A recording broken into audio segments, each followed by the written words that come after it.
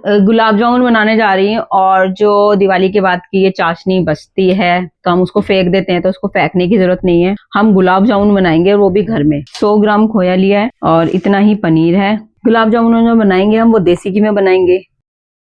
खोए को अच्छे से हथेली से, इस वाली हथेली से हमें ऐसे करना है। इसका एक डो बनेगा तो हम इसको पहले चिकना करेंगे, इसके बाद हम इसमें पनीर ऐड करेंगे। इसके लम्स जितने भी होंगे सब हट जाएंगे ऐसे करने से। आप देख सकते हैं इसका डो किस तरीके से बन गया है। अब हम इसमें डालेंगे पनीर और एकदम सॉफ्ट सॉफ्ट हो चुका है। ये इलायची पाउडर है, इसको भी इसी तरीके से इसके संग मैश करेंगे हथेली से। इसमें मैदा डालेंगे। मैदा आप अपने अनुसार डालिए। इसका एकदम मतलब कि ज्यादा टाइट नहीं रखना डो और ज्यादा पतला भी नहीं रखना, मीडियम उस पे जाएगा। धीरे धीरे करके मैंने 1 चम्मच डाली है और ये 2 चम्मच मैं मैदा डाल रही हूँ। ज्यादा भी मैदा नहीं डालना, ज्यादा मैदा डाल देंगे नहीं बहुत ज्यादा सख्त और टाइट बनेंगे, फिर वो सॉफ्ट पन नहीं आएगा। गलती कर दी अपने बैंगल्स जो हैं वो तार के काम करना। मेरे बैंगल्स के संग हुआ है कि सारा वो हो गया है, तो मैंने इसको हटा दिया है। किसी मुझे ऐसा लग रहा है कि बहुत ज्यादा इसके बॉल्स नहीं बन पाएंगे, थोड़ा सा मुझे इसमें और मैदा मैं थोड़ा सा ऐड करूंगी। तो आप अपने हिसाब से देख लो ना। डो है जो हमें ज्यादा वैसा नहीं लेना सख्त और ज्यादा नरम भी नहीं लेना कि बने ही नहीं उसके बॉल्स बिखर जाएं। थोड़ा सा और डाल रही हूँ मैं। इसमें हम हल्का सा बेकिंग सोडा डालेंगे। अगर बेकिंग सोडा भी नहीं है तो आप मीठा सोडा डाल सकते हो। तो मेरे पे बेकिंग सोडा नहीं है तो मैं मीठा सोडा थोड़ा सा डालूंगी, सिर्फ 1 चुटकी। ये मैं मीठा सोडा डाल रही हूँ क्योंकि मेरे पे बेकिंग सोडा नहीं है। बस ये इतना सा ही डालूंगी, इससे ज्यादा नहीं डालूंगी। इसको हम 5 मिनट के रेस्ट के लिए रखेंगे। इसको 5 मिनट हम, उसके बाद हम इसके बॉल्स बनाएंगे। और इसको डब ढकने के लिए कोई अपर कपड़े का इस्तेमाल नहीं करना, किसी डोंगे का इस्तेमाल करना है। तो इसको 5 मिनट के लिए हम ऐसे छोड़ देंगे। जो ये हमारी चाशनी थी इसको मैं गर्म करने रख दूंगी। गुलाब जामुन उतरेंगे, थोड़ी सी अब तक ठंडी हो जाएगी, फिर इसके बाद हम gulab jamun hand to hand बनते जाएंगे, डालते जाएंगे। वो ऑब्जर्व कर लेंगे जो हम गुलाब जामुन बना रहे हैं। ये हम डाल रहे हैं इसमें चाशनी इसकी। अब हम इसमें डालेंगे थोड़ा सा इलायची पाउडर जिससे कि खुशबू हो जाए।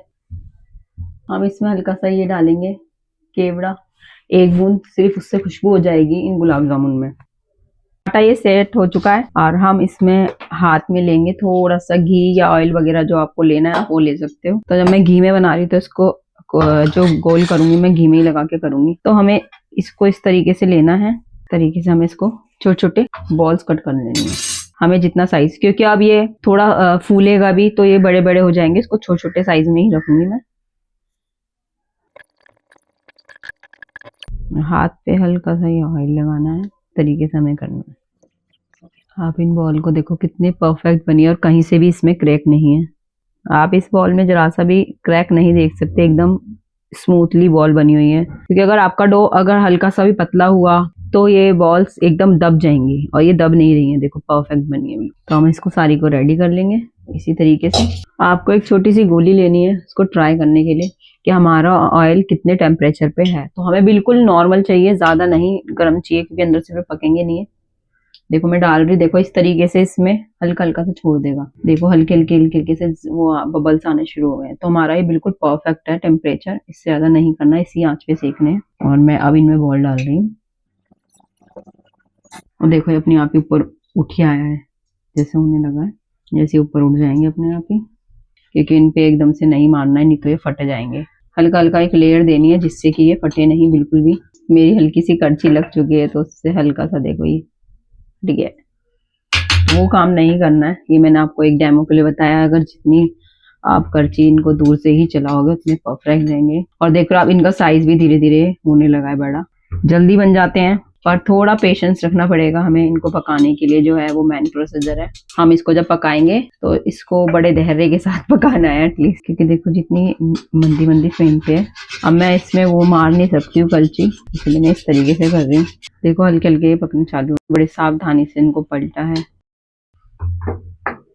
तो अब मुझे पता चल गया इसमें क्या कमी है। इसमें थोड़ी बाइंडिंग की कमी है, जो मैंने मैदा डाला है शायद वो कम रह गया है। तो अब मैं इसको निकालने के बाद ये हमारे वेस्ट नहीं जाएंगे। मैं इसके मिलाई कोफ्ते बनाऊंगी, वो भी बहुत अच्छे बनते हैं। और मिलाई कोफ्ते जब ग्रेवी वगैरह रेडी करने के बाद इसको ऊपर से डाल के सर्व करना तो बहुत टेस्टी लगते हैं। खाना बनाते में थोड़ी बहुत गलती होती हैं और वो मेरे से भी होती हैं, पर मैं कभी हार नहीं मानती। तो ये मेरे से गलती हुई है, पर मैं हार नहीं मान रही। जो मेरे पे अभी और है इसको मैंने सेट कर लिया है, तो मैं अभी इसकी बना के दिखाऊंगी इसकी परफेक्ट बनती है नहीं बनती। मैंने अपनी तरफ से पूरी कोशिश करी थी, फिर भी देखो ये थोड़े से ना ऐसे हो गए जैसे कि इसमें जो मैदा की क्वांटिटी है वो कम रह गई है। मैंने कमी डालने की कोशिश करी थी कि मैदा हम कम से कम खाएं, वो ज्यादा ही कम हो गया है, तो नुकसान तो नहीं हुआ।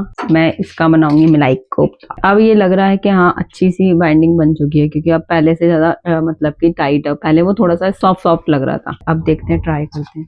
एटलीस्ट फ्लेम मैंने उतनी ही रखनी है जितनी थी, और अब मैं कोशिश करूंगी कि मैं इसके बीच में ये रखूं जिससे कि इनको स्पेसेस मिले तो ये अच्छे से हो पाए। तो मैं नॉर्मली ही टेम्परेचर चाहिए था।